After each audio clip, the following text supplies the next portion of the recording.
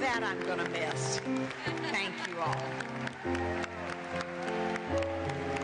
Good afternoon. The 128th Continental Congress is reconvened.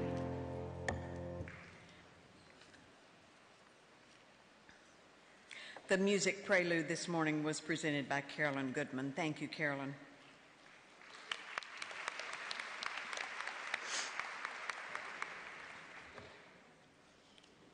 Beth Clark Urban, National Chair of the President General's Project Committee, will give an update on Congress sales. Ms. Clark Urban.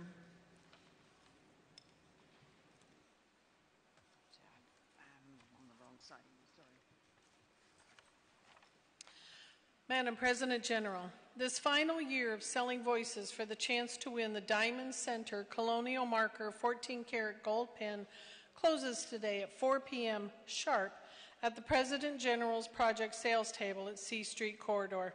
The drawing will be tomorrow morning during the business session, and the winner does not need to be present.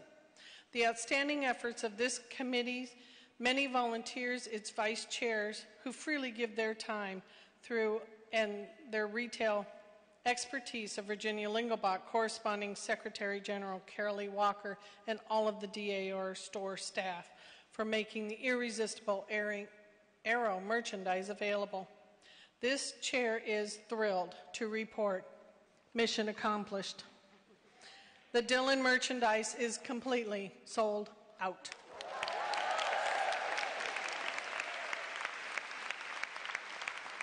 It is with extreme gratitude to everyone bringing the total sales of the Dillon merchandise during each Congress and during the past 3 years, including the voice tickets through Friday evening last night at 10 p.m. for a total of $166,027.72. Madam President General, we are moving forward in service to America, and this chair is deeply honored to serve during your administration. Thank you. This officer is determined as thrilled too. During this officer's visits to state conferences, it was a privilege to present certificates to many chapters who achieved the 100% participation in the President General's project by contributing $2.50 per member per year to the President General's project. This officer sincerely appreciates those state regents who have encouraged their chapters to attain the goal of contributing $7.50 per member during the 3 years of this administration. Will the state regents who achieved 100% participation in the President General's project the final year of this administration please come forward to receive your certificate and have your photograph taken? And Ms. Clark Urban, I believe you are reading those. Yes, while I go to the...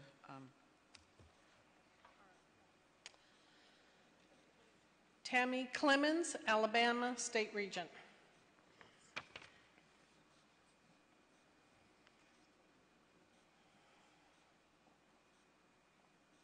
Mary Lou Fellman, Arizona State Regent.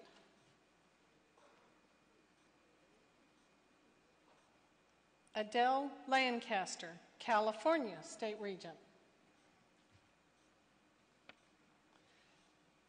Janine Dobbins, Colorado State Regent. Marcia Gusauskas, DC State Regent. Don Lemongello, Florida State Regent.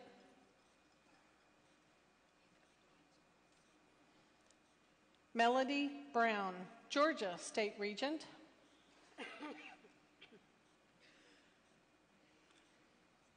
Catherine Johnson, Hawaii State Regent.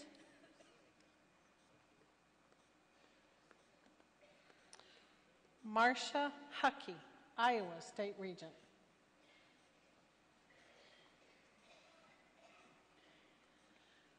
Gloria Flatham, Illinois State Regent. Catherine West, Kansas State Regent.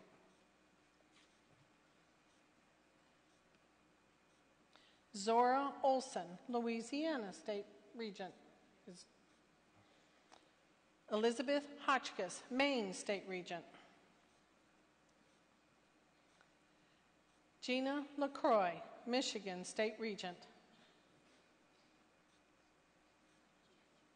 Faye Leach, Minnesota State Regent. Terry Rubenstein, Nevada State Regent. Carol Weiss, North Carolina State Regent.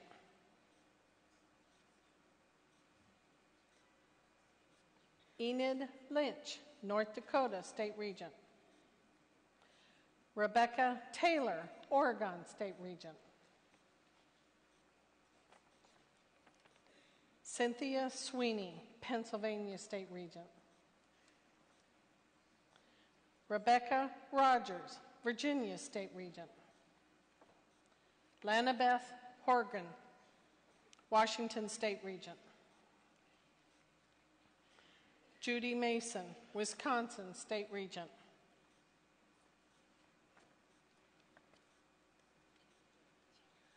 Zora Olson, Louisiana State Regent.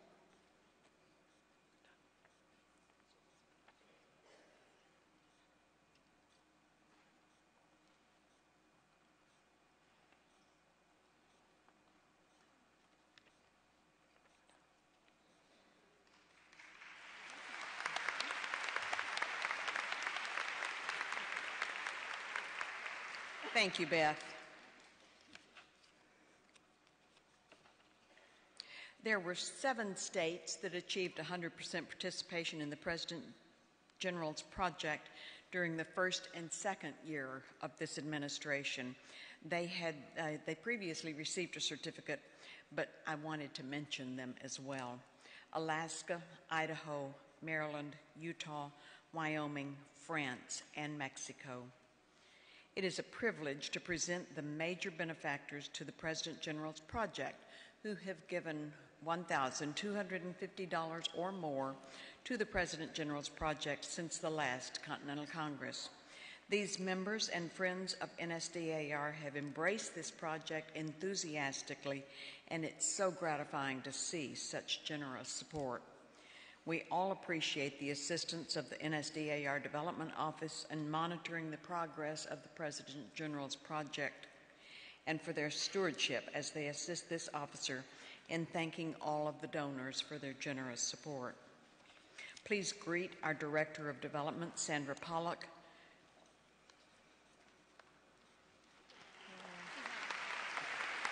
And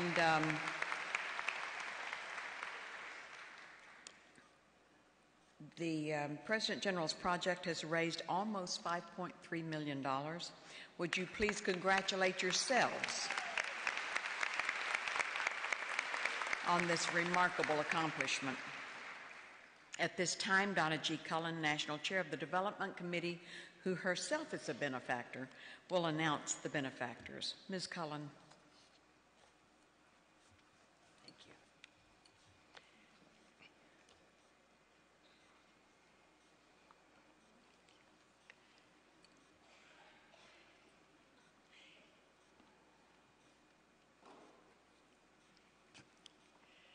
Diane Culbertson, Vice President General.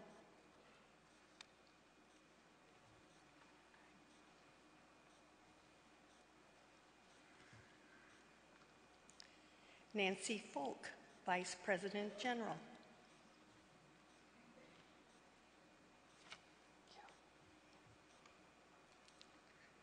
Claudia Onken, Vice President General.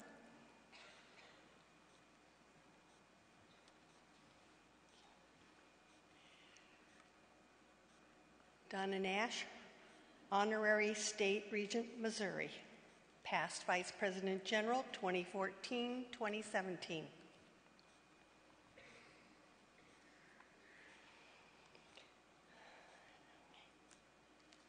Suzanne Heskey, past Vice President General, 2008-2011, Honorary State Regent, New Mexico.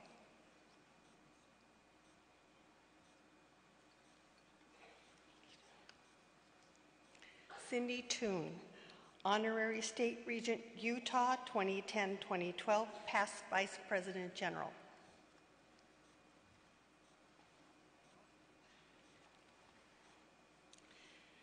Vice President General's Club, class of 2018, Susan Thomas, President.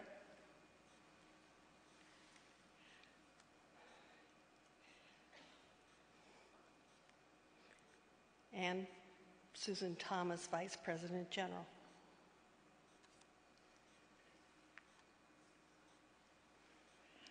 Outstanding Junior Club, Michelle Thornton, President.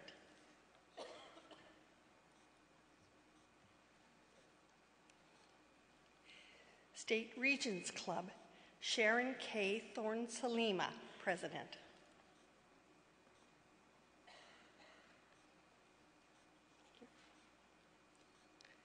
Massachusetts State Society, Holly Stone Blair, Massachusetts State Regent. New Hampshire State Society, Wendy Staley Jones, New Hampshire State Regent.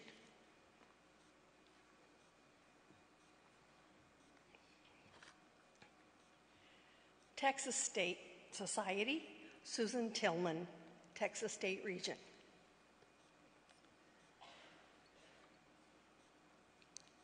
West Virginia State Society, Melinda Davis, West Virginia State Regent.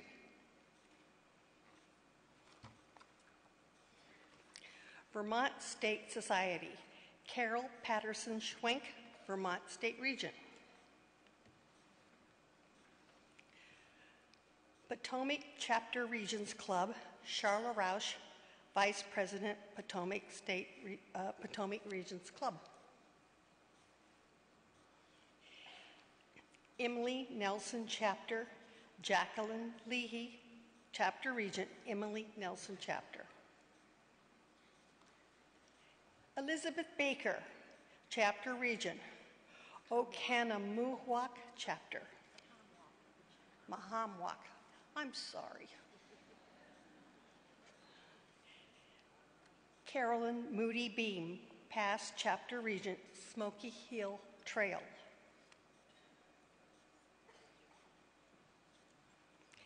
Edna Curtin, Vermont State First Vice Regent.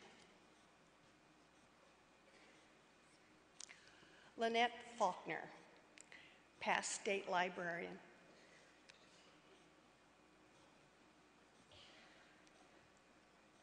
Ruth Ann Fay, Chapter Regent, Colonel Arthur Irwin Chapter.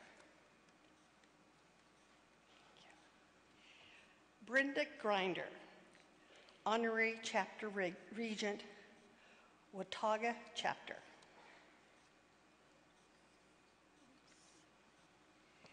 Jane Lee Hammond, Montana State Regent.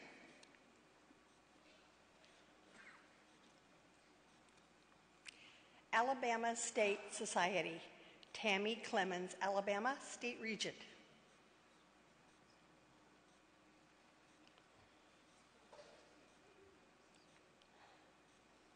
Florida State Society, Dawn Crumley Limongello, Florida State Regent.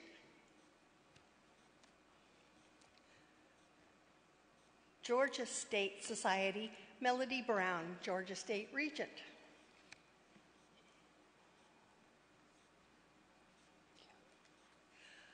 Louisiana State Society, Zora Olson, Louisiana State Regent.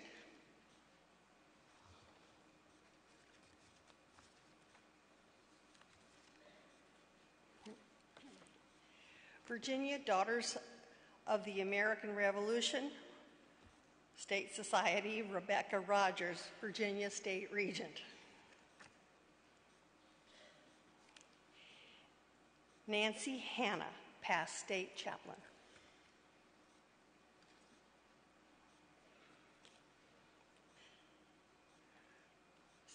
Donna Harteless.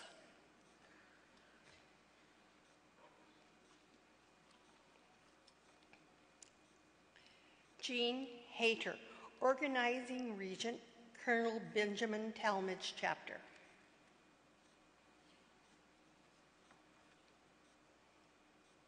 Lori King.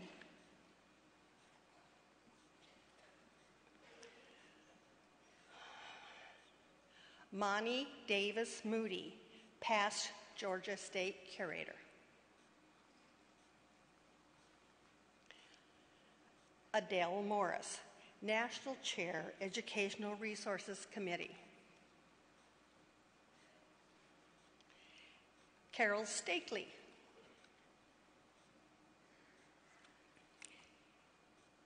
Carol Patterson Schwenk, Vermont State Regent.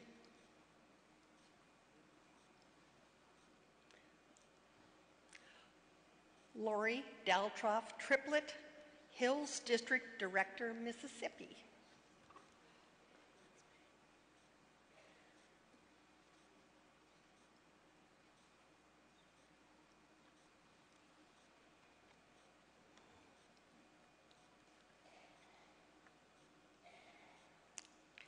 Cynthia Weatherby, National Vice Chair, Development.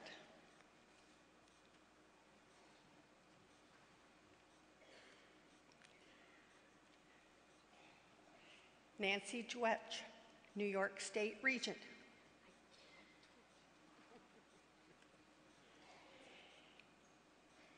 Nancy DeMarcus, Lexington Chapter, Chaplain.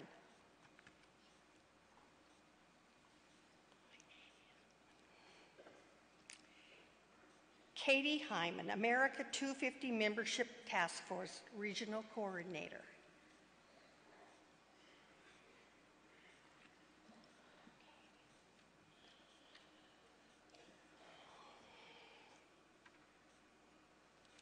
Delaware State Society, Dr. Gloria Lester, Delaware State Regent.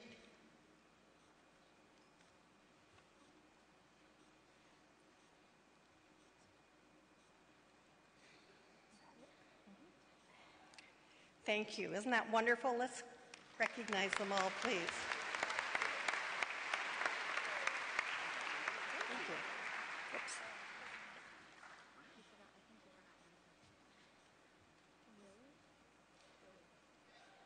One more. I'm sorry we did not have a card for her, but certainly let us please recognize Billy Breedlove, Vice President General, Honorary Chapter Regent, Mississippi.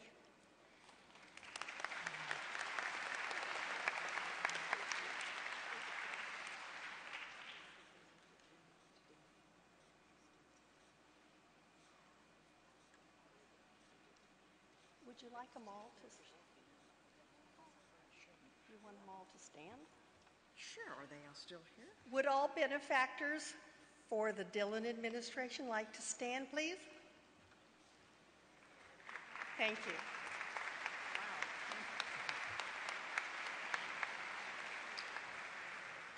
Thank you. I love what you made us able to accomplish on the panels, the 4 city panels, historic panels on the back of the stage. I think that has been maybe one of the favorite projects.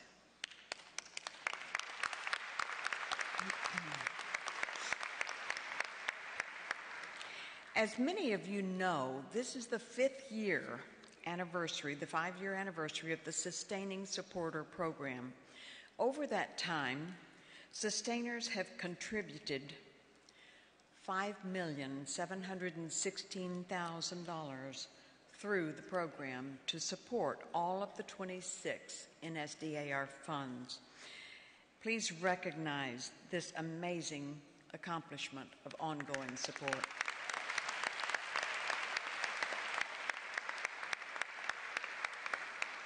At this time, Donna G. Cullen, National Chair of the Development Committee, and Sandra Pollock, Director of Development, who are both sustaining supporters, will announce the winning chapters and states as well as our total number of sustaining supporters as of yesterday.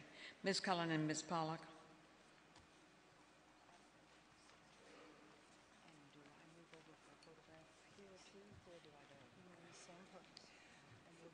Thank you. And at this time, please do recognize Director of Development Sandra Pollock. She was introduced earlier, but she spearheaded this wonderful campaign.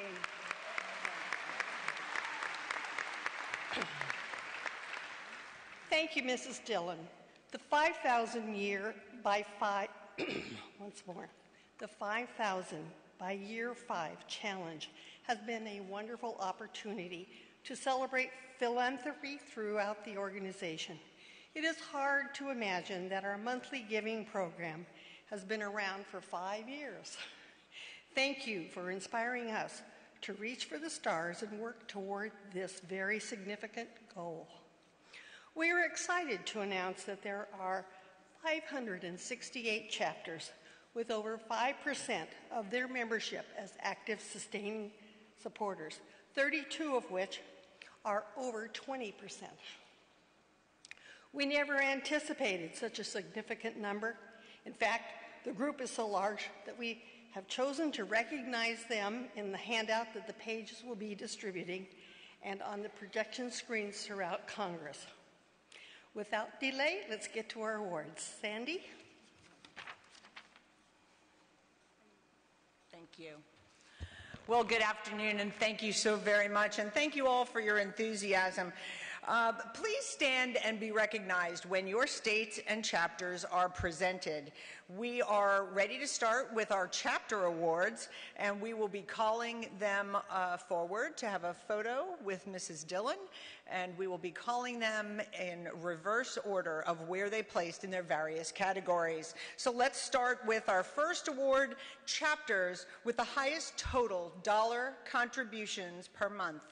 In a tie, and there were many ties because the percentages were so close. In a tie for 5th place, Black Eagle Assiniboine Chapter, Montana, Lee Hayslip Spencer, State Regent-elect. Congratulations. Also in 5th place, Fielding Lewis Chapter, Georgia, Ann Benson Amy, Chapter Regent.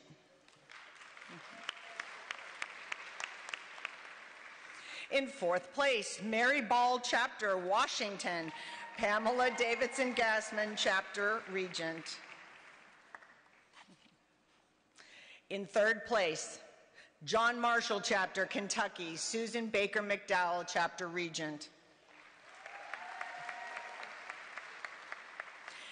And in 2nd place, Tejas Chapter, Texas, Ashley Nauman, Chapter Regent. And in 1st place, with over $1,000 contributed each month, Knickerbocker Chapter, New York, Sarah Griswold Collins, Chapter Regent.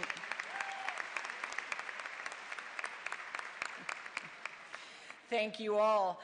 So many chapters have worked hard throughout the year to attain new members for the program. And we wanted to recognize the chapter, the one chapter in the country that has the largest total number of sustainers. That chapter is John Marshall Chapter, Kentucky, Susan Baker McDowell.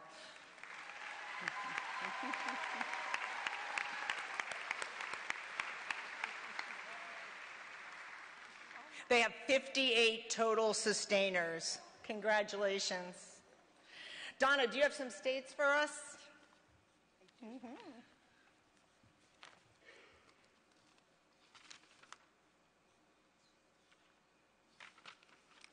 Thank you, Sandy. Our next category, state societies with the highest total dollar contributions per month. Group 3, in 5th place, Virginia Daughters of the American Revolution, Rebecca M. Rogers, State Regent.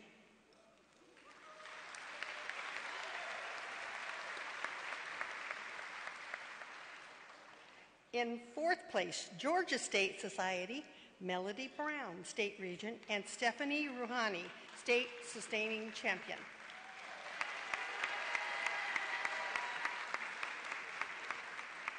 In 3rd place, California State Society, Adele Lancaster, State Regent.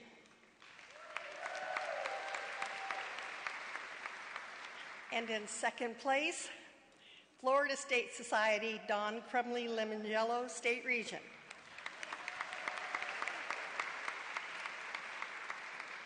And in 1st place, With $17,372 in monthly contributions, want to guess? Texas State Society, Susan Tillman, Regent. Congratulations. Our next category award, state societies with the highest total percentage of sustaining membership. In 5th place, Arizona State Society, Mary Lou Fellman, State Regent. In 4th place, Washington State Society, Lanabeth Horgan, State Regent.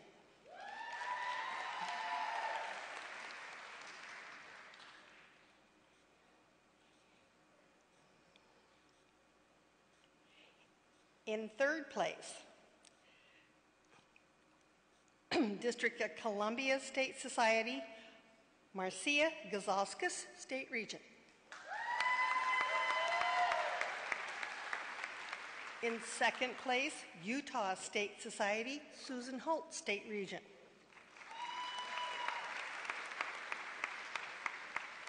And in 1st place, making up 15.52% of the state's membership, Nevada State Society, Terry L. Rubenstein, State Regent. This challenge brought out the best in everyone. Because of the overwhelming generosity of our members, we had to create a special category called Sustainer Gifts and Groups to recognize chapters where, on top of their already committed sustainers, one or more chapter member took it upon themselves to provide gift sustainer memberships for others. Some of these are in honor of senior members of the chapter, in honor of chapter leadership, or just ways to do this as a project as a family. The top 5 categories are: Group 5, in 5th place, Cox's Station Chapter, Kentucky, Janice Lear, Chapter Vice Regent. In 4th place, Colonel William Cabell Chapter, California, Cheryl Nestler Odell, Chapter Regent. In 3rd place, Desiree Toby Sears Chapter, Kansas, Rebecca Craig, State Regent. Oh, Chapter Vice Regent, sorry. Catherine West, State Regent. In 2nd place, Richard Arnold Chapter, District of Columbia, Ann Taylor Schaefer, Chapter Regent. And in 1st place, 100% participation, Red Rocks Chapter, Ann Busby Skews, Chapter Regent. Sandy, do you have the rest of our chapter results? Thank you. Thank you so much. Thank you, Donna. We have more exciting news from our chapters. Here are the top 5 chapters being recognized for the highest total sustainer percentage of their chapter membership. In another tie for 5th place, Liberty Hill Chapter, Georgia, Patricia Hine, Chapter Regent.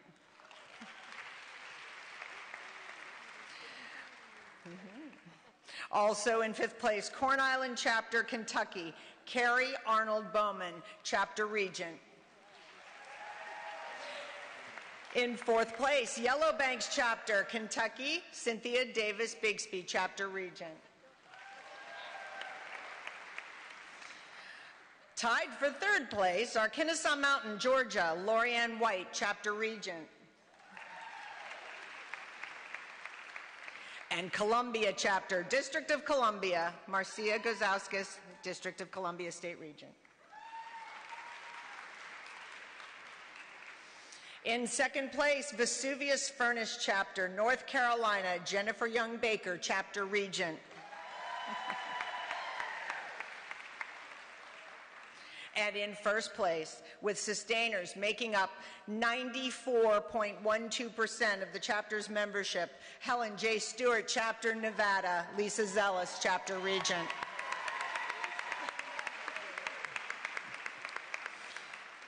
I am so pleased to present our last award, the state with the largest increase in total number of sustainers. While there were 13 states that had an increase of 100% or more, there can only be one number one. With an increase of 275%, Kentucky State Society, Leslie Rogers Miller, State Regent, and state champions, Julia Hood, Laura Jones, and Jean Ellen Melton.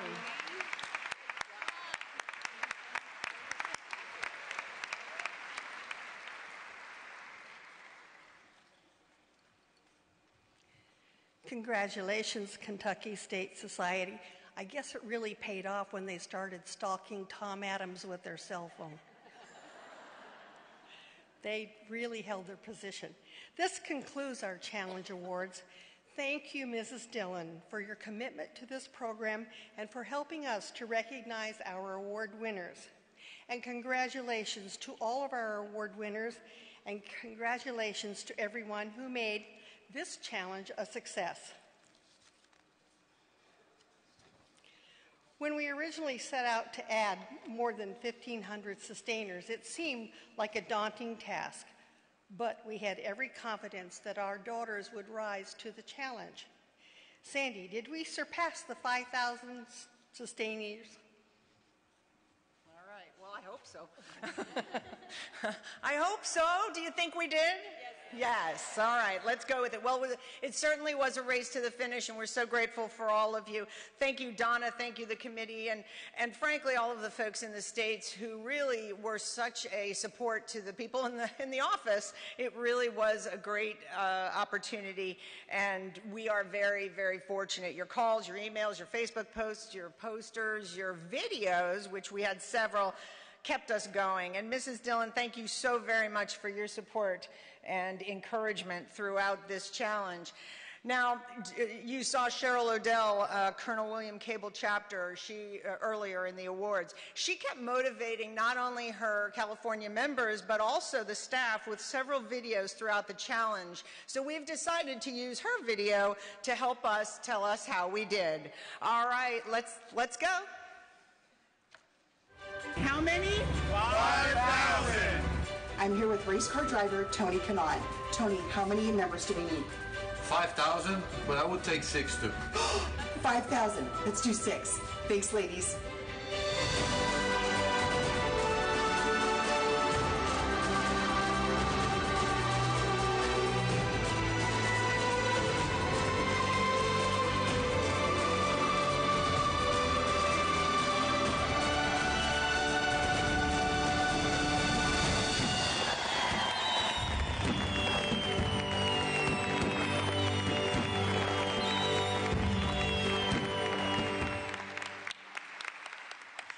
Thank you so much. Yes, 6,301. Thank you so very much. We look forward to doing some more. Thanks.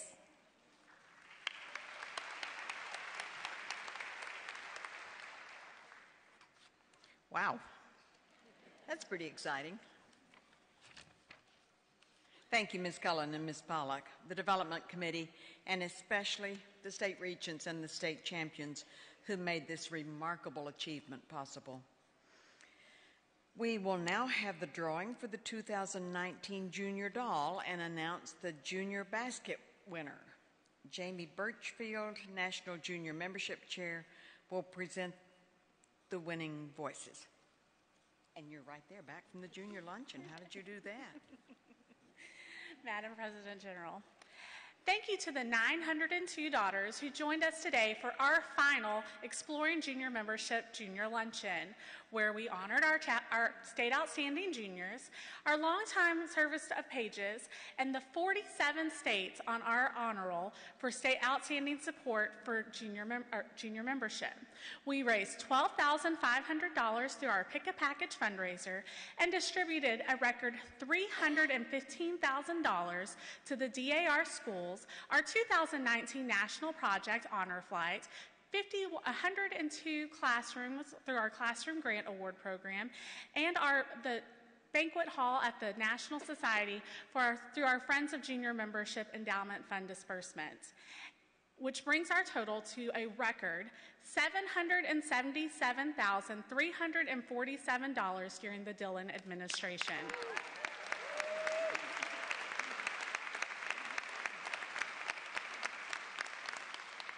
And now for some winners.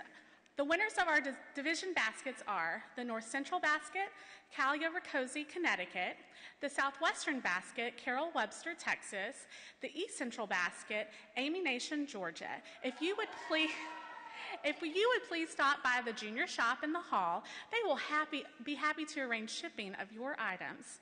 Heather Miller, 2019 National Doll Vice Chair, will now present Miss Ann, and we will draw for our winner.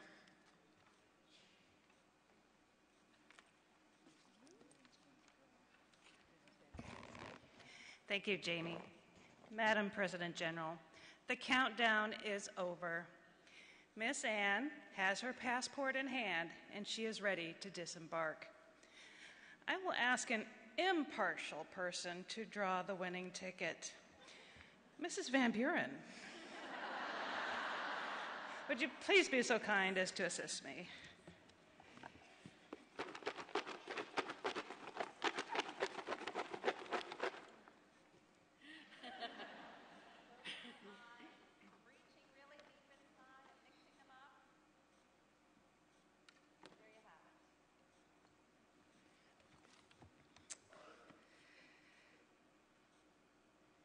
Linda McCoy of Missouri.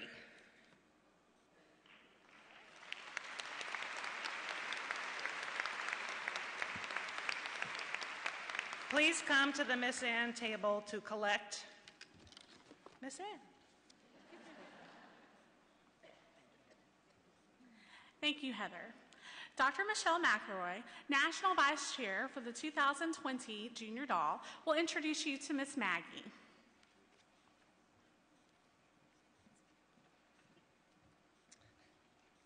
Madam President General, greetings from South Dakota, the Mount Rushmore state, the land of infinite variety.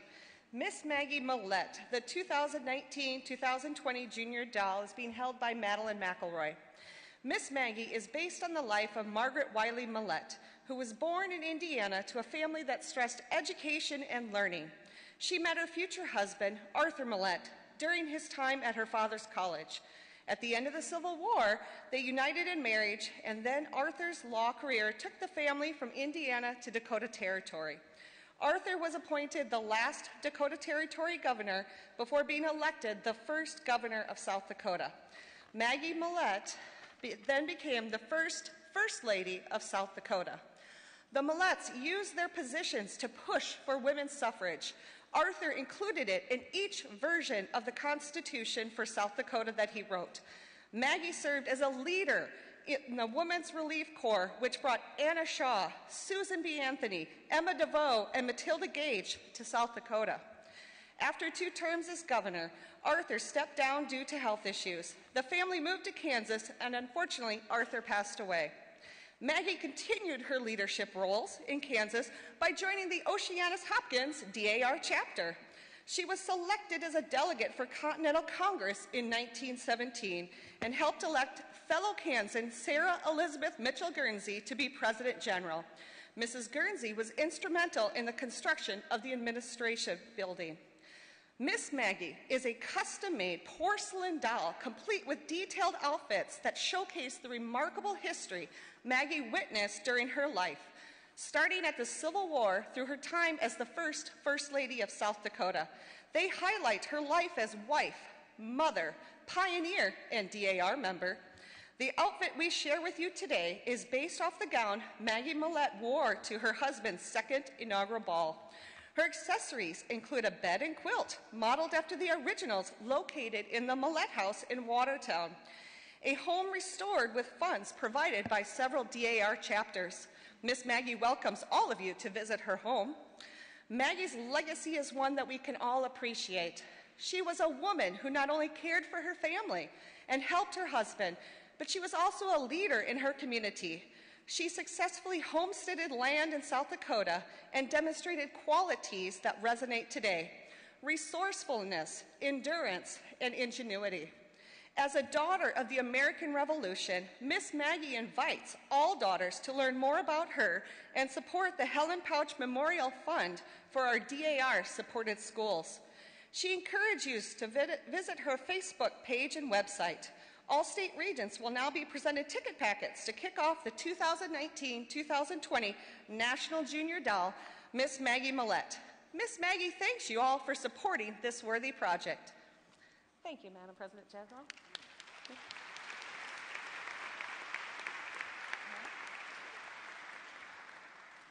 Thank you, Michelle, and thank you, Madam President General, for the opportunity to explore junior membership during the Dillon administration.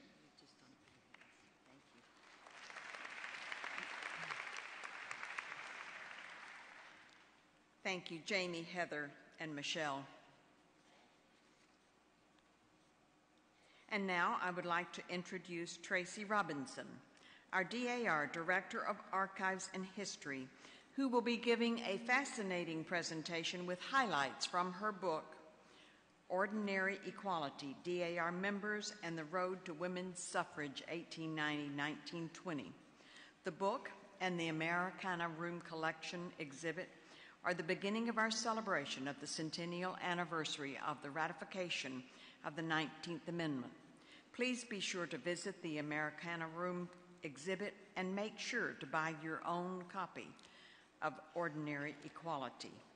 Please welcome Tracy Robinson.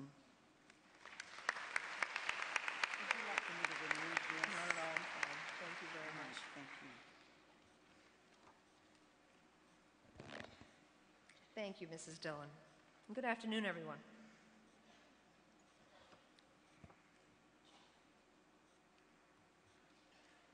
On August 26, 1920, American women were granted the right to vote through the certification of the 19th Amendment to the United States Constitution. The new amendment signaled the end of a long struggle that officially began with the Seneca Falls Convention in 1848 in upstate New York. This image depicts suffragist leader and DAR member Alice Paul as she unfurls a banner from the balcony of the National Woman Party headquarters upon the news that the 19th Amendment had been ratified. Coming on the heels of the wasteful and indulgent Gilded Age, the Progressive Era was a period marked by a movement of widespread social activism in the United States. The main objectives of the movement, which spanned from approximately 1890 to 1920, included eliminating problems caused by industrialization and urbanization. The time period is remembered for increased opportunities for women's and children's education, the founding of women's clubs, health and safety reform both at work and in housing, an increase in philanthropic efforts, and mobilization on the home front to provide aid during both the Spanish-American War and World War I. The journey to women's voting rights, however, was neither easy nor without controversy. The struggle that began in earnest in the 1840s and accelerated as the United States entered the Progressive Era in the 1890s saw American women, including many DAR members, become active in a variety of social reform activities that culminated in the winning of women's suffrage rights. On July 19th and 20th, 1848, what is believed to be the first women's rights conference was held in Seneca Falls, New York. Men and women gathered to discuss what they called the condition of woman and garner popular support for equality between the sexes in the United States.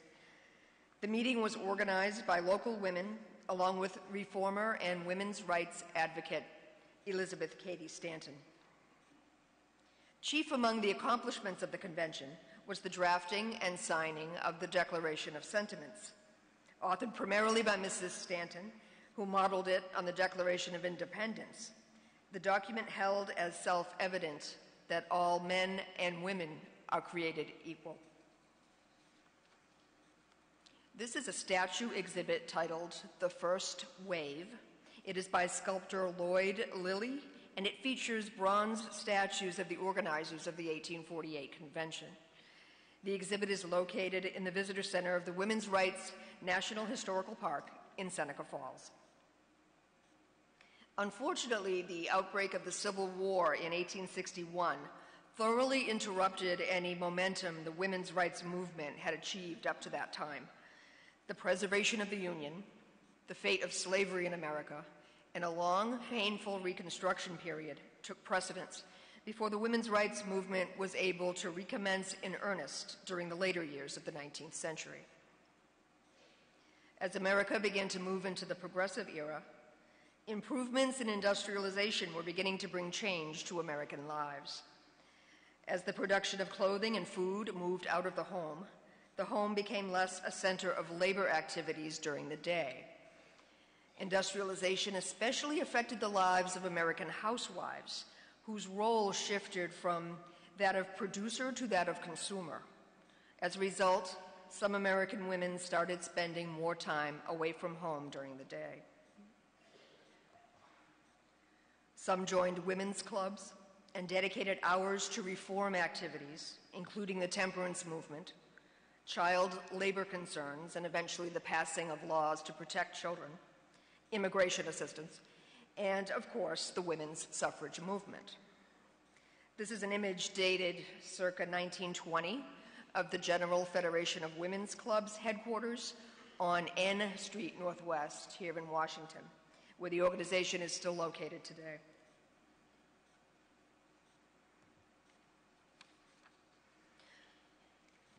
By the year 1900, only a relative few American women earned a college education or otherwise obtained high-level specialized training to help them overcome barriers to professional employment. Those who did join the ranks of physicians, lawyers, and college professors captured media attention as examples of the new woman, a term used to describe women who were challenging the traditional limits society had placed on them. The progressive era also saw much growth in the so-called female professions, including new fields such as library science, home economics, and social work. The female professions, however, did not pay well and were nearly devoid of the status conferred on male-dominated occupations. These are seniors on their way to chapel at Mount Holyoke College in South Hadley, Massachusetts, circa 1908. Mount Holyoke was one of several women's colleges founded in the United States during the second half of the 19th century.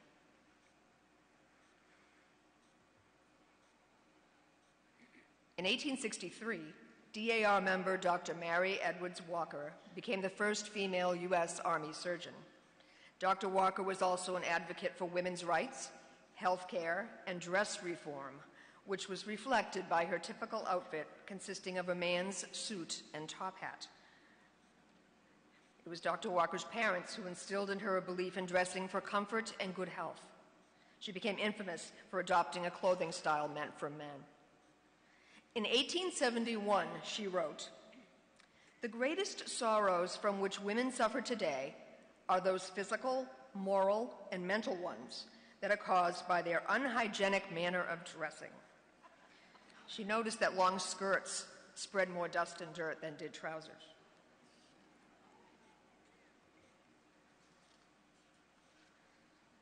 The concept of dress reform was a natural result of women's changing lives in the 19th and early 20th centuries. The new active lifestyle many women were adopting required more practical clothing than was typical before the progressive era. Women involved in physically demanding reform activities such as war relief work, medicine, teaching, and public speaking demanded sensible, what they called rational clothing that would not restrict movement. They also required appropriate garb for recreational activities previously reserved for men, but newly available to women, such as swimming, playing sports, and bicycling.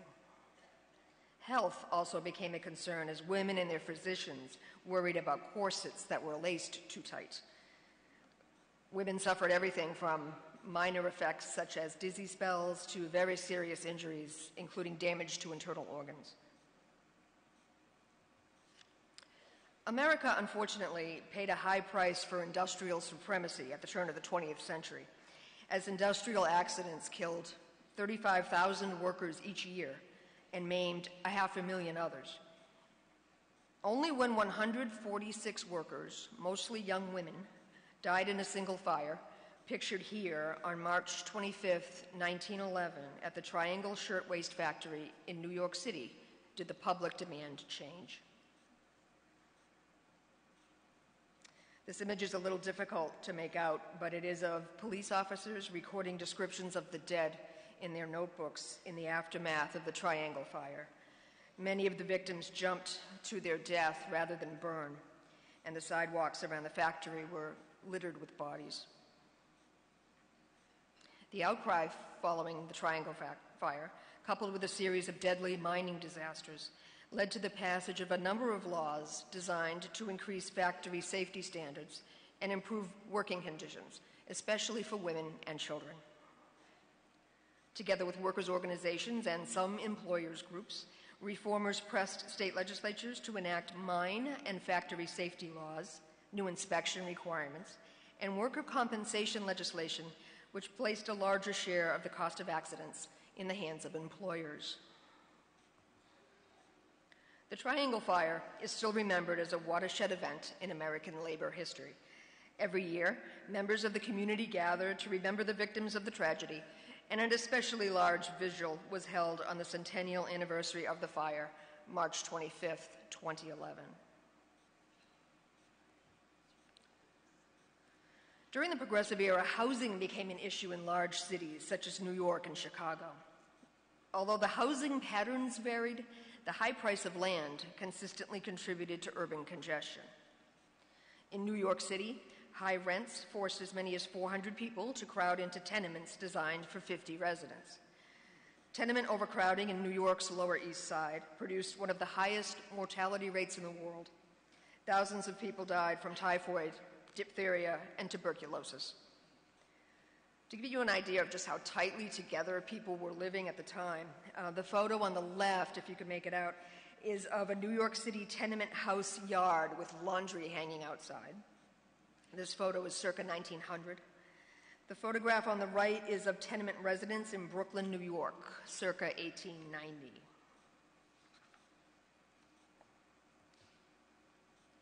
At the beginning of the 20th century, DAR member Albion Fellows Bacon was one of many residents concerned with how industrialization and urbanization were affecting living and working conditions for poor and working class people. She was instrumental in the passage of housing legislation in Indiana in 1909, 1913, and 1917. The 1917 law was particularly important as it allowed for condemning unsafe and unhygienic housing. Mrs. Bacon eventually earned a national reputation that resulted in her appointment to the President's Conference on Home Building and Home Ownership. By the 1930s, she had made several trips to Washington to attend meetings and make conference presentations. A committed reformer, Mrs. Bacon tirelessly encouraged legislation regarding tenement housing. She is the namesake of Albion Flats, a block of apartments in Evansville, Indiana, built in 1911 in an attempt to improve crowded living conditions for working class, and placed on the National Register of Historic Places in 1982. The Albion Fellows Bacon Center, a domestic violence shelter for women and their children in Evansville, Indiana, is also named in her honor. The settlement movement began officially in the U.S. in 1886 with the establishment of University Settlement in New York City. A settlement house was an institution in an inner city area that provided educational, recreational, and other social services to underprivileged communities. Settlement houses offered lectures, classes, plays, pageants, kindergartens, and childcare. Volunteer middle-class settlement workers lived on site, sharing knowledge and culture with and alleviating the poverty of their low-income neighbors. DAR member Jane Addams, pictured here on the left, and her friend Ellen Gates Starr established the most well-known of the settlement houses, Hull House in Chicago in 1889. At first, Miss Adams and Miss Starr envisioned Hull House as a seat of middle-class culture, a place for art shows and lectures that would uplift the working-class people of the area. Sympathy for the difficult lives of their neighbors, however, soon made Hull House something more. Miss Adams recalled, "We were asked to wash the newborn babies and to prepare the dead for burial and to nurse the sick and to mind the children. We were ready to perform the humblest neighborhood services." This willingness to serve, which included caring for the elderly and the sick, led to the establishment of a nursery for working women's children, a kindergarten, a public kitchen, a playground, a public bathhouse, a library, a variety of clubs and classes for women and children, and a boarding house for working women. Addressing a crucial public health concern that had somehow escaped men's notice, Miss Adams's hands-on effort to secure efficient garbage collection in Chicago was only one example of the, as she called it, municipal housekeeping that she practiced at Hull House. Named for its original occupant, Hull House was described as a fine old house standing well back from the street. With its innovative social, educational, and artistic programs, Hull House became the standard bearer for the movement that had grown to almost 500 settlement houses by 1920. This photograph of Hull House, taken in 1914, is part of the archives collection at the University of Illinois at Chicago.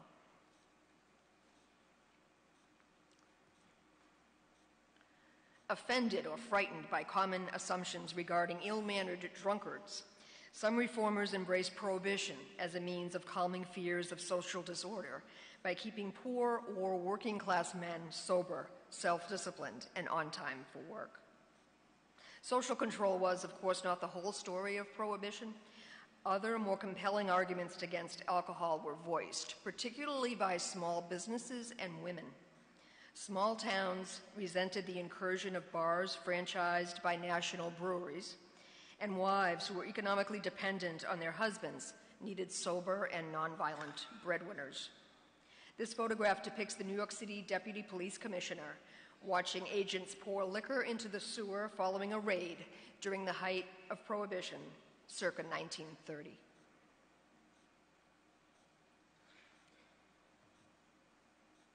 When DAR member Frances Willard, president of the Women's Christian Temperance Union, swept through the southern states on a speaking tour in the 1880s, women flocked to her lectures and embraced her cause by forming local chapters of the organization. The Prohibition movement offered many American women their first real chance to participate in public debate. For Miss Willard, temperance and women's suffrage were well paired. She reasoned that allowing women to vote would increase electoral support for prohibition legislation and enable women's redemptive influence to suffuse the entire society. In addition to her efforts to promote both temperance and women's rights, Miss Willard worked for other types of social reform, such as labor laws, rights for people of color, and health education. Today, in a lasting tribute to her efforts as a social reformer, a statue of Miss Willard stands in the U.S. Capitol as part of the National Statuary Hall collection. She was the first woman to be so honored. On the opposite side of the prohibition issue, we have DAR member Pauline Davis, a prominent leader in the movement to repeal prohibition. She was appalled by the crime and lawlessness that had flourished since 1919, when the 18th Amendment to the Constitution banned alcohol. Her main concern was the corruption of children and family life. In 1929, Mrs. Davis founded the Women's Organization for National Prohibition Reform to challenge the long-held assumption that all American women supported prohibition. An excellent political fundraiser and a skilled organizer, Mrs. Davis promoted her message relentlessly. Within a few years, her organization grew into the largest anti-prohibition organization in the country, with 1.5 million members. As we have seen, an arduous road was traveled between the women's suffrage movement's unofficial beginning at Seneca Falls in 1848 to victory in the form of the 19th Amendment in 1920. Women's rights activists faced considerable opposition right up until the time suffrage became a reality. In a bid for men's support, many suffragists de-emphasized some of the more radical goals of the 19th century women's movement, such as equal economic opportunity. In addition, women's rights activists promoted suffrage as a way to expand the peace and harmony of the ideal home into the public realm. Suffragist leaders took innovative action to achieve results. They launched door-to-door campaigns in poor and working-class neighborhoods, as well as in middle and upper-class suburbs. Some activists also took the unprecedented step for women of speaking publicly on street corners. They lobbied state legislatures and ultimately the national government, up to and including picketing the White House. This is a group of college women picketing in front of the White House circa 1917. Although she died in 1906 and did not get to see her dream of women's suffrage come true, DAR member Susan B. Anthony was a staunch and unrelenting supporter of women's rights who worked tirelessly throughout her life to secure women the right to vote. Ms. Anthony believed that the wording of the 14th Amendment gave women the right to vote. To test her theory, she cast a vote in the 1872 presidential election. She was arrested, found guilty, and ordered to pay a $100 fine. She refused to pay, and the court never pressed her to do so. Ms. Anthony was very much a right makes might kind of person. There's a quote from her that goes, "Cautious, careful people, always casting about to preserve their reputations, can never effect a reform." She's pictured here on the front porch of her home in Rochester, New York. Ahead of her time in some ways, it's a pity she never got to cast a legal vote. But someone who did have that experience, and in fact played a large role in ensuring that we would be blessed with that experience, was women's rights activist and DAR member Alice Paul. Very determined and highly intelligent, she got an early start in her work for women's rights, often accompanying her mother to suffrage meetings beginning when she was very small. In 1912, she joined the National American Woman Suffrage Association and was appointed chairman of the organization's Congressional Committee in Washington. In 1913, Ms. Paul and her colleague, Lucy Burns, founded the National Woman's Party, which was more focused than the Women's Suffrage Association was on the passage of a constitutional amendment ensuring women's suffrage rights throughout the country. By 1916, Ms. Paul and her colleagues began to implement the more assertive tactics used by suffragists in England, such as parades, hunger strikes, and suffrage watchfires. In 1917, Ms. Paul participated in what may have been the first political protest to picket in front of the White House. She was arrested along with other participants and sent to prison at what was then the Occoquan Workhouse in Lorton, Virginia. Ms. Paul proceeded to organize a hunger strike and endured forced feedings, beatings, and other forms of torture, including sleep deprivation. A physician at Occoquan said of her, "She has a spirit like Joan of Arc, and it is useless to try to change it. She will die, but she will never give up." She later said that she, quote, "never doubted that equal rights was the right direction. Most reforms, most problems are complicated, but to me there is nothing complicated about ordinary equality." And here she is raising a glass with a women's suffrage banner in the background after the 19th Amendment was ratified in 1920. This ability to harness imagination and cultivate innovative skills by using the arguments and tools at hand enabled women and their male allies not only to win women's suffrage rights, but also to achieve a more humane and more equal American society along the way. Many women in the progressive era used the opportunities provided by advances in industrialization and a growing societal acceptance of educated working women to engage enthusiastically in reform activities. These efforts not only won women more rights, but also improved living conditions, education, and quality of life for millions of American men, women, and children. Thank you for your attention.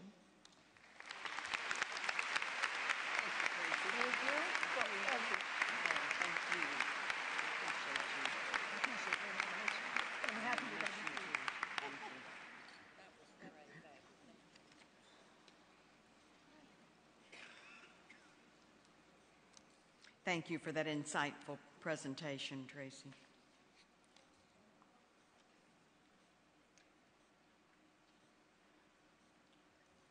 Y'all want to stand up? Take a 2-minute break.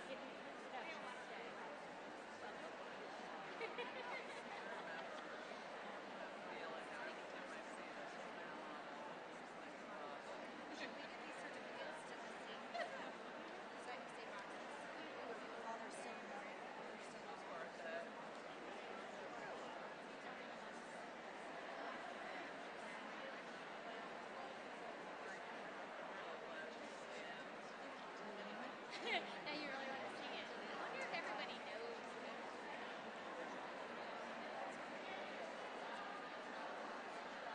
What time does everybody get?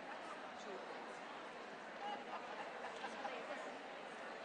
it all electronic?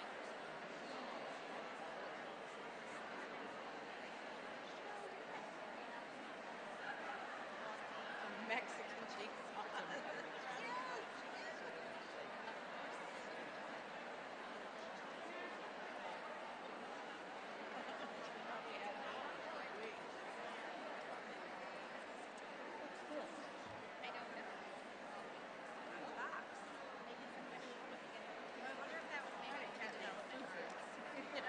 No, I had one. They kept me Paisley.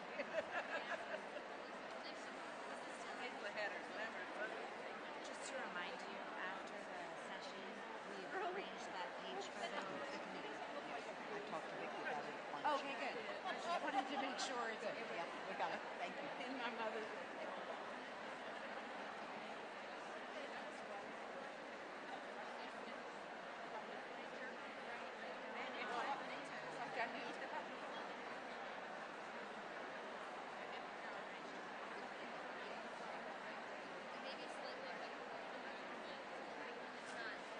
Waiting for a report from the tellers.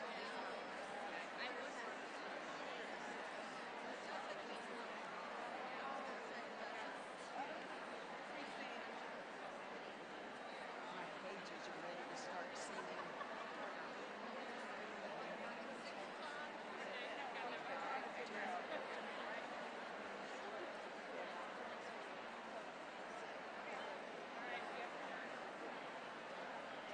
It's about 15 minutes until they start walking. Really? Do you want maybe the minutes to play? Is she here? Well, who's giving announcements this afternoon? Do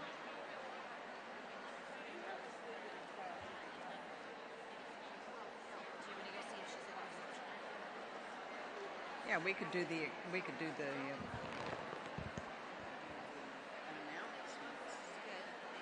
Here, they take a long time. I'm not sure how to pronounce it.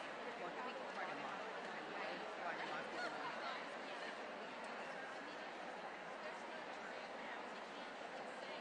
Sure, see if she's back there. She is, we can do that.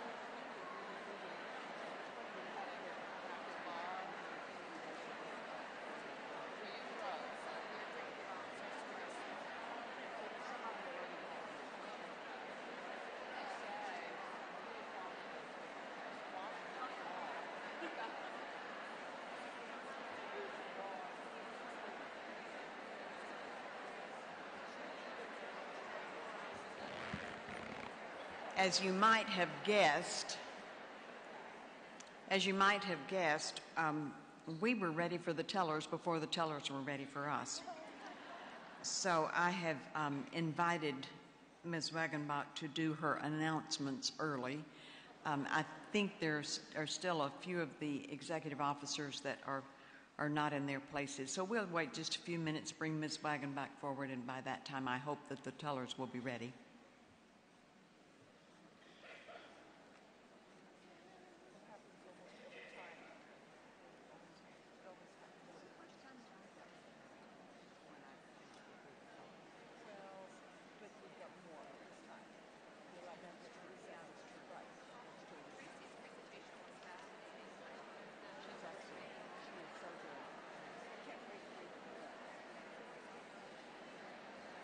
We will now have the announcements from Ms. Wagenbach, if you would, please.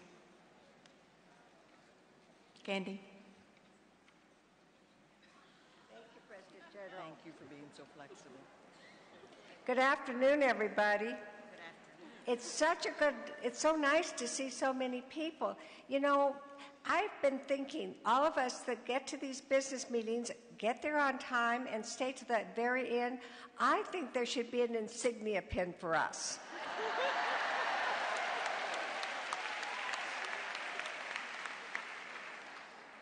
Now, we have lots of neat things to talk about from Lost and Found, but if you'll just permit me, I have one more little personal story to tell you. It seems that when I arrived at the hotel on Tuesday, I had a white dress on and had gotten a big black mark right in the front of it. So when I was checking in, they were so kind over at the Hyatt, and he says, "And how can we help you today?" And I said, "Do you have a small bottle of club soda?" As you all know, if you pour club soda on anything, the stain comes right out. It kind of makes you wonder what happens when you drink it. Now, you won't believe this, but he pulled a little bottle of club soda out from under the desk and handed it to me. I was thinking then that that was going so well that maybe I should just ask for a little bourbon to go with it. But I didn't think I should push it. So now we're going to go ahead and get started here with the Lost and Found. But you know what those ladies were telling me out there? They have so much stuff. It's such a thriving business in Lost and Found that they may have to take some of the things that are left over, and they might even end up on the Antique Roadshow. Now, I am assuming that when they say the Antique Roadshow, that they mean lost items and not members. This first item, right here, we'll take this one. As you can all see, this page, and tell me your name again? Karen. This is Karen. Karen is holding up an Instapot. I am almost embarrassed to show this item because I don't think it was lost by accident.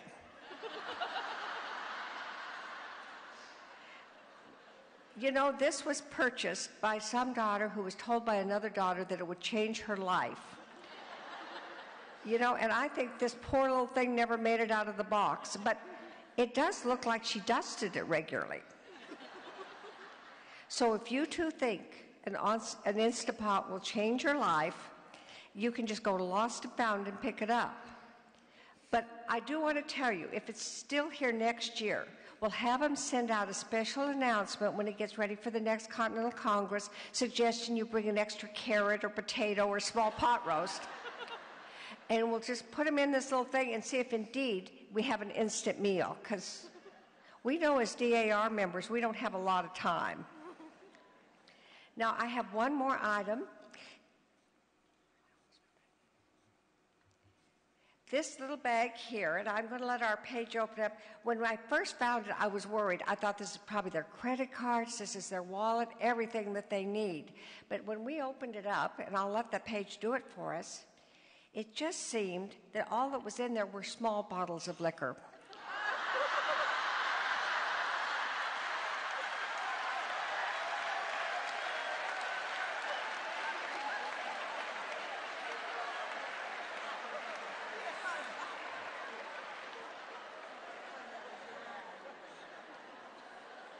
Now, they have told me at Lost and Found, if you would like this item, that if you could just identify what you drink, they'll be glad to return it to you. Now, I think that's all I have for you today, and I know the minute that everything is over this afternoon, you'll want to rush right over to Lost and Found, because according to them, they have something for anyone that shows up. Thank you, Madam President, for letting me do this for the last 3 years. It's been a pleasure.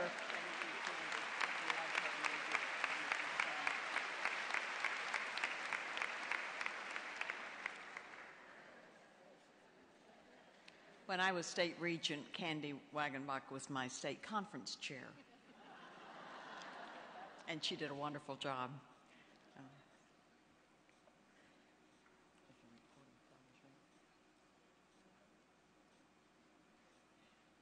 I decided I probably had better not claim that white evening bag.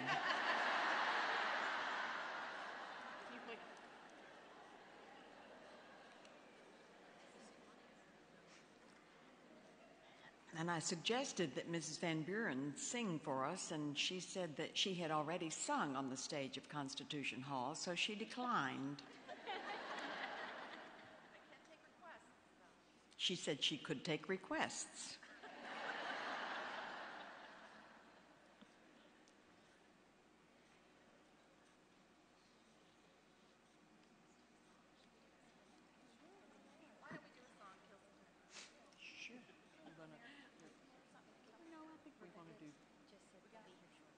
They'll be here shortly. I don't know what shortly means.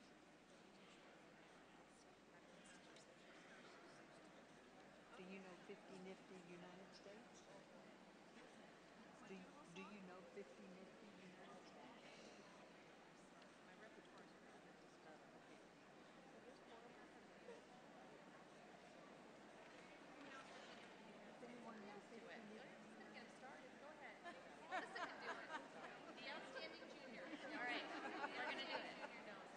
Let's see if anybody knows. My brave personal pages are going to lead you in a song. We need some help. This song's called 50 Nifty United States. Does anybody know it? All right, stand up. Sure. Stand up. All right. Okay, help us out. We're not the best singers. No, we're not singers at all. Okay, this is really loud.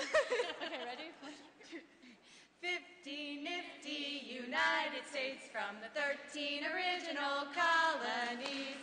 Shout 'em, tell all about 'em. One by one till you do the names to every state in the USA.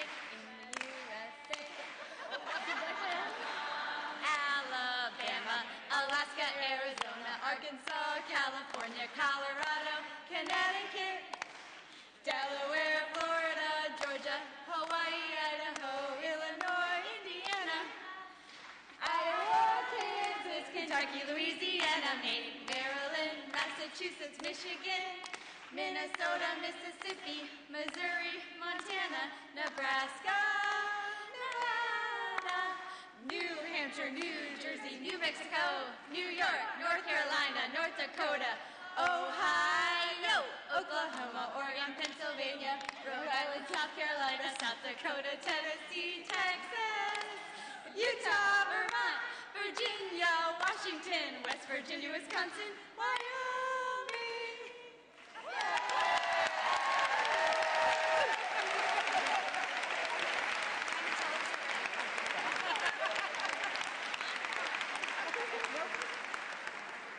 There really should be a pin for that.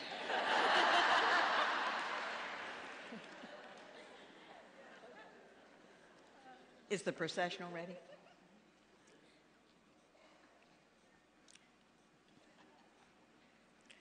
Are they going to open the doors?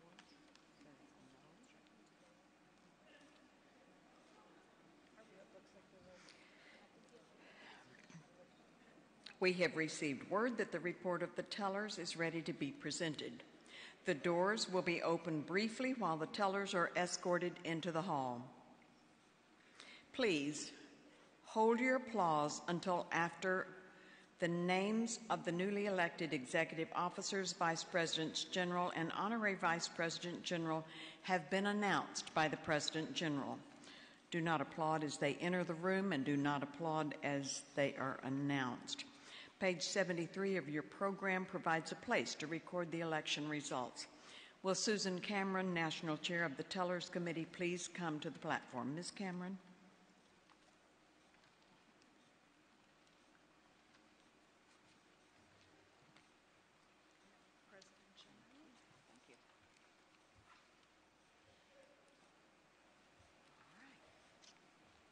Madam President General, I certify that 16 voting machines were installed in the Burn Room on Friday, June 28, 2019, at 3 p.m. by the representatives of Election USA, Inc. of Quakertown, Pennsylvania.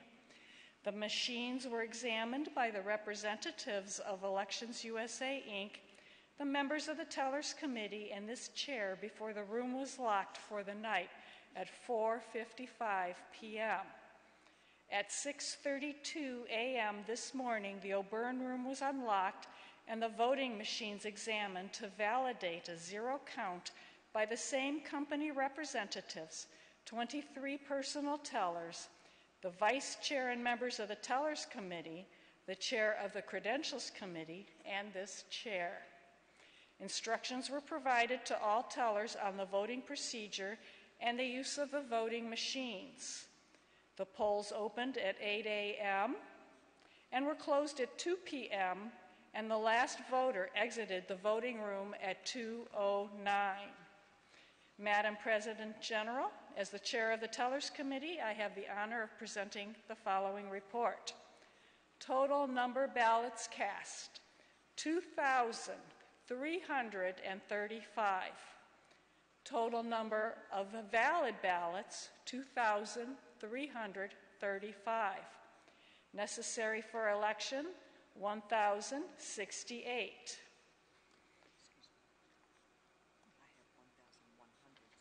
$1,168.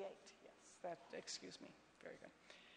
For the election of the national officers for the term 2019-2022 for the office of Vice President General,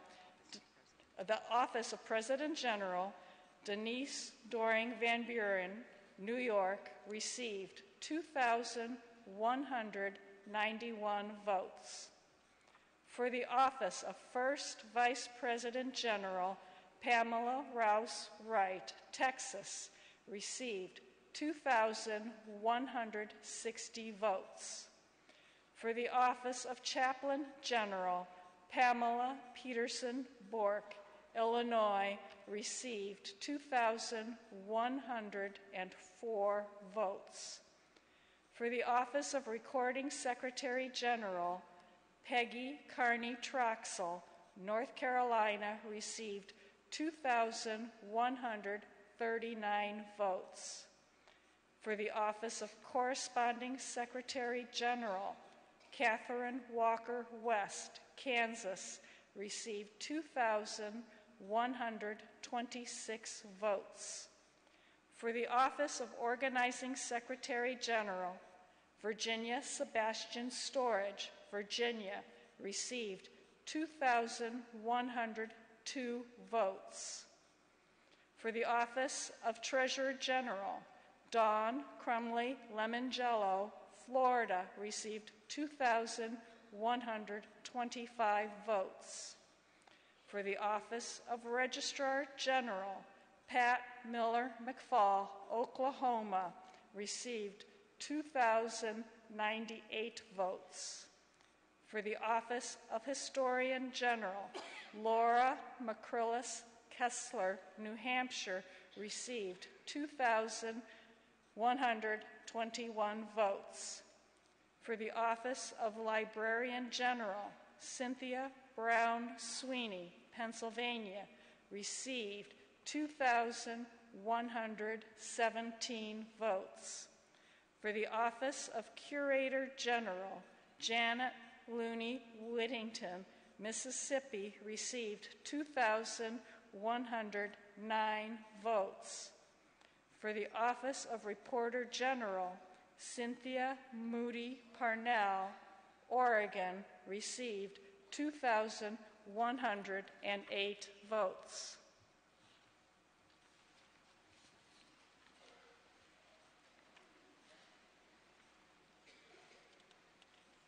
The total number of ballots cast. Total number of ballots cast, 2,335. Total number of valid ballots, 2,335. Necessary for election, 1,168. Ballot item number 1, the election of the national officers for the term 2019-2022 for the office of President General Denise Doring Van Buren, New York, received 2,191 votes. For the office of First Vice President General, Pamela Rouse Wright, Texas, received 2,160 votes. For the office of Chaplain General, Pamela Peterson Bork, Illinois, received 2,104 votes. For the office of Recording Secretary General, Peggy Carney Troxel, North Carolina, received 2,139 votes. For the office of Corresponding Secretary General, Catherine Walker West, Kansas, received 2,126 votes. For the office of Organizing Secretary General, Virginia Sebastian Storage, Virginia, received 2,102 votes. For the office of Treasurer General, Dawn Crumley Lemongello, Florida, received 2,125 votes. For the office of Registrar General, Pat Miller McFall, Oklahoma, received 2,098 votes. For the office of Historian General, Laura McChrysler Kessler, New Hampshire, received 2,121 votes. For the office of Librarian General, Cynthia Brown Sweeney, Pennsylvania, received 2,117 votes. For the office of Curator General, Janet Looney Whittington, Mississippi, received 2,109 votes. For the office of Reporter General, Cynthia Moody Parnell, Oregon, received 2,108 votes. By virtue of the authority vested in me as President General of the National Society Daughters of the American Revolution, I hereby declare the following elected to executive office: Denise Doring Van Buren, Office of the President General; Pamela Rouse Wright, Office of the First Vice President General; Pamela Peterson Bork, Office of Chaplain General; Peggy Corney Troxel, Office of Recording Secretary General; Catherine Walker West, Office of Corresponding Secretary General; Virginia Sebastian Storage, Office of Organizing Secretary General; Dawn Crumley Lemongello, Office of Treasurer General; Pat Miller McFall, Office of Registrar General; Laura McChrysler Kessler, Office of Historian General; Cynthia Brown Sweeney, Office of Librarian General; Janet Looney Whittington, Office of Curator General; Cynthia Moody Parnell, Office of Reporter General. You may now applaud.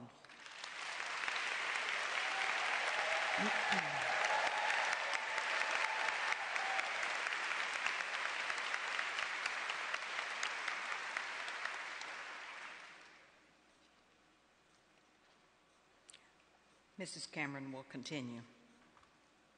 Thank you, President General. Ballot item number 2, plurality vote to elect for the office of Vice President General in ballot order. Nancy Wallace Swetch, New York, received 1,066 votes.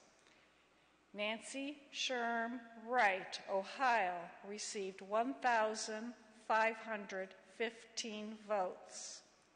Cynthia Cleveland McNamara, Mississippi, received 1,556 votes. Judy Newell Mason, Wisconsin, received 1,222 votes. Melinda Mindy H. Davis, West Virginia, received 1,406 votes. Dr. Lynn W. Kinsel, Nevada, received 975 votes. Charlotte Stout Reynolds, Tennessee, received 1,562 votes. Zora McGuffey Olson, Louisiana, received 1,150 votes.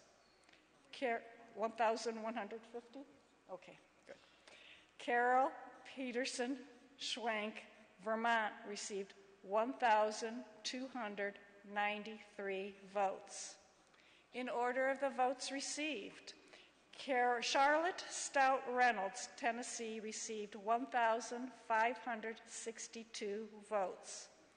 Cynthia Cleveland McNamara, Mississippi, received 1,556 votes. Nancy Sherm Wright, Ohio, received 1,515 votes. Melinda Mindy H. Davis, West Virginia, received 1,406 votes. Carol Patterson Schwank, Vermont, received 1,293 votes. Judy Newell Mason, Wisconsin, received 1,222 votes. Zora McGuffey Olson, Louisiana, received 1,150 votes. Nancy Wallace Swetch, New York, received 1,066 votes. Dr. Lynn W. Kinsel, Nevada, received 975 votes.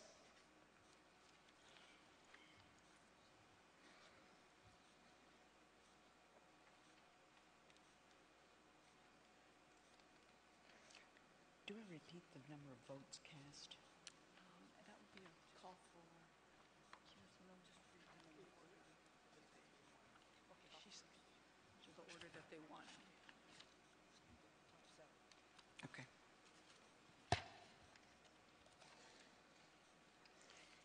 In order of votes received,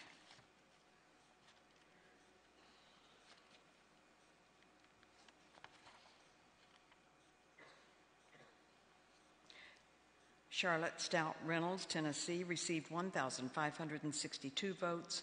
Cynthia Cleveland McNamara, Mississippi, received 1,556 votes. Nancy Shrim Wright, Ohio, received 1,515 votes. Melinda Mindy H. Davis, West Virginia, received 1,406 votes. Carol Patterson Schwenk, Vermont, received 1,293 votes. Judy Newell Mason, Wisconsin, received 1,222 votes. Zora McGuffey Olson, Louisiana, received 1,150 votes. By virtue of the authority vested in me as President General of the National Society Daughters of the American Revolution, I hereby declare the following elected to the office of Vice President General: Charlotte Stout Reynolds, Cynthia Cleveland McNamara, Nancy Shrim Wright, Melinda Mindy H. Davis, Carol Patterson Schwenk, Judy Newell Mason, and Zora McGuffey Olson. You may now applaud the newly elected Vice Presidents General.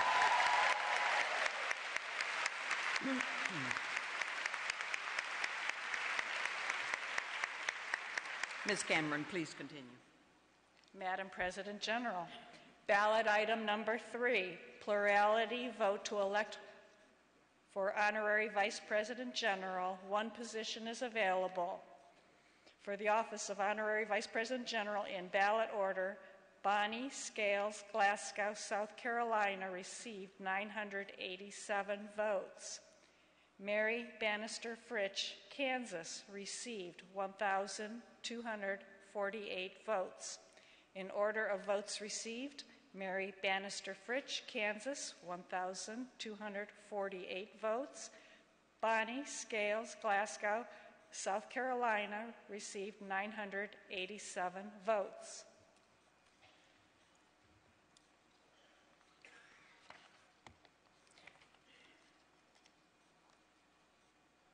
Mary Bannister Frisch, Kansas, received 1,248 votes. By virtue of the authority vested in me as President General of the National Society Daughters of the American Revolution, I hereby declare the following elected to the office of Honorary Vice President General: Mary Bannister Frisch.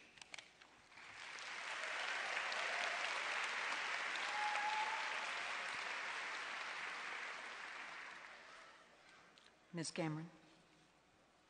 Madam President General, ballot item number 4, on the question to authorize the National Society to create an insignia operation. Total number ballots cast, 2,335. Necessary for adoption, 1,168. Yes, 1,360.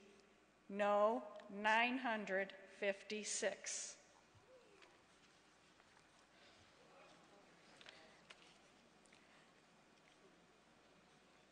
(1,360 votes yes, 956 votes no. The authorization of the National Society to create an insignia operation is approved. The vote has been recorded and the election declared. If there is no objection, the machines will be cleared. Hearing none, thank you, Susan.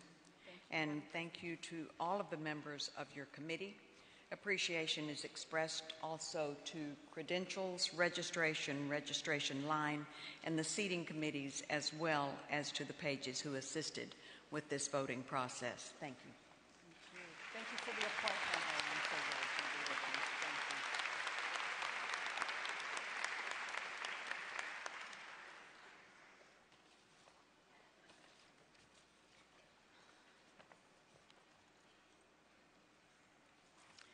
We have, we'll wait for the tellers to leave.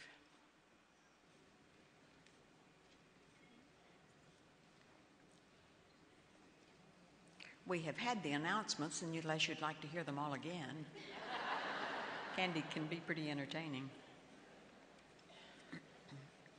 The newly elected officers will be presented at this evening's ceremony. They should report to the guest hospitality at 7:15.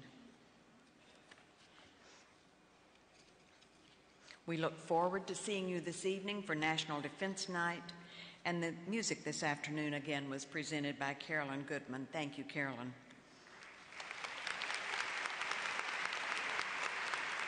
We are recessed until 7:30 p.m. this evening. May we have some music for the retiring of the colors, please? And would you please stand?